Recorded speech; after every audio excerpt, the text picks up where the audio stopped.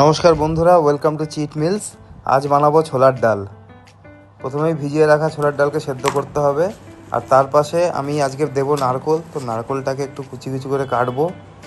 আদা লঙ্কা থাকবে, আদা লঙ্কা আমরা থেতো করবো, বাট আগে একটুখানি কুচি করে কেটে রেখেছি। এবার কড়াইতে তেল নিয়ে নেবো। ডাল আমাদের সেদ্ধ করে আমি সাইডে রেখে দিলাম। তেলের মধ্যে আমরা এবার নারকোলটাকে একটু ভেজে নেবো ভালো করে। তেল আপনি আপনারা আন্দাজ মতন ব্যবহার করতে পারেন। আমি একটু কম তেল দিয়েছি, তা বেশি তেল দিলেও কোনো ক্ষতি নেই। নারকোল ভাজা হয়ে গেছে, এবার তুলে রেখে দেবো এটাকে। এবার ওই তেলেই একটুখানি দেবো হিংয়ের পর আমরা দেবো শুকনো লঙ্কা ফোড়ন, একটু 5 ফোড়ন দেবো। এবার ভালো করে এটাকে একটু নাড়িয়ে নিতে হবে। নাড়ানো হয়ে গেছে। এবার আমরা আদা লঙ্কা যেটা ছিল ওটাকে থেতো করে নিয়েছি, তো ওটাকে আমরা এর মধ্যে দিয়ে একসঙ্গে এবার একটুখানি ভেজে নেবো ভালো করে নাড়িয়ে ভেজে নিতে হবে। এবার সেদ্ধ ডালটা ঢেলে দেবো ওর মধ্যে।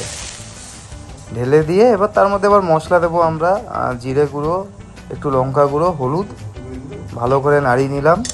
একটু জল অ্যাড করতে হবে পরে, কাসুরি মেথি দিয়ে এবার আরেকটুখানি ফুটিয়ে নেবো। এবার ভেজে রাখা নারকেলগুলো দিয়ে দেবো ওর মধ্যে। ব্যাস মোটামুটি কমপ্লিট। এবার চিনি, নুন, ছোলার ডালে একটুখানি চিনি না দিলে ভালো লাগে না, একটু মিষ্টি মিষ্টিই ভালো লাগে ছোলার ডাল, তাই চিনি দিলাম, নুন দিলাম, জল দিয়েছিলাম। এবার জাস্ট নামানোর আগে একটু গরম মশলা দিয়ে দেবো। গরম মশলার সাথে ঘিটা অপশনাল, আমি ঘি দিইনি, বাট ঘি দিলেও ভালো লাগে খেতে এটা। এবার একটুখানি জাস্ট ফুটিয়ে নিয়ে ব্যাস আমাদের ডাল রেডি। কেমন লাগলো বলবেন বন্ধুরা, সাবস্ক্রাইব করতে ভুলবেন না। And thank you for watching.